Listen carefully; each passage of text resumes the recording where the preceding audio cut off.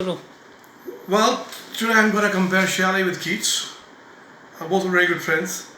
Both Shelley and Keats are contemporary poets of the second Romantic generation who showed early promise, attained the maturity of their own powers when quite young, remained generally unrecognized before their death, which was in both the cases premature, and who were interested in the same Roman symmetry.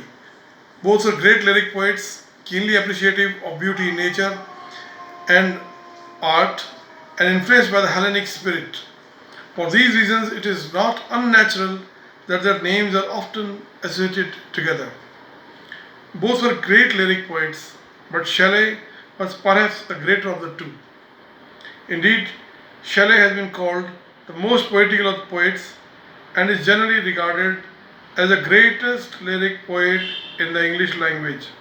Swinburne says of him, Shelley outsang all poets on record. He was alone the perfect singing god. His thoughts, words, deeds all sang together. He holds the same rank in lyrics as Shelley in dramatic poetry or Shakespeare in dramatic poetry, supreme and without the second of his race. Both the odes and sonnets of Keats go far to prove the greatness of Keats' lyrical powers. Swinburne himself has said of the odes, greatest lyrical poetry the world may have seen than any that is in these. Lovely surely it has never seen, nor ever can it possibly see. Keats was a conscious and deliberate artist, more of an artist than Shelley, who was averse from polishing and retouching the first form of his poems.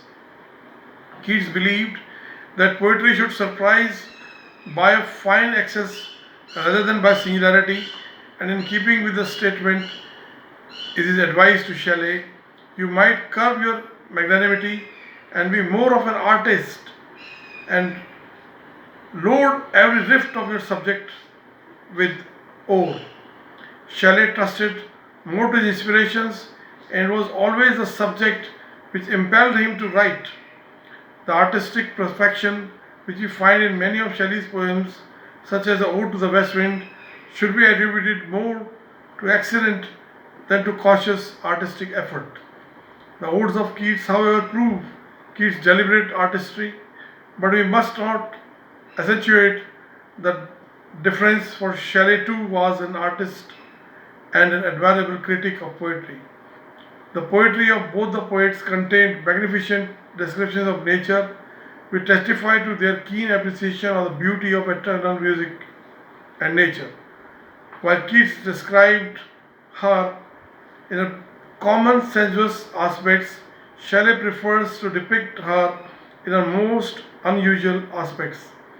In Keats, we get descriptions of fields and forests and flowers, bright colors and rich perfumes and melodious sounds.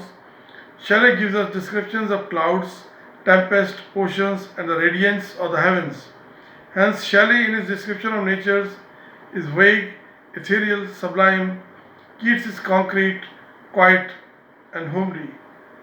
Thank you.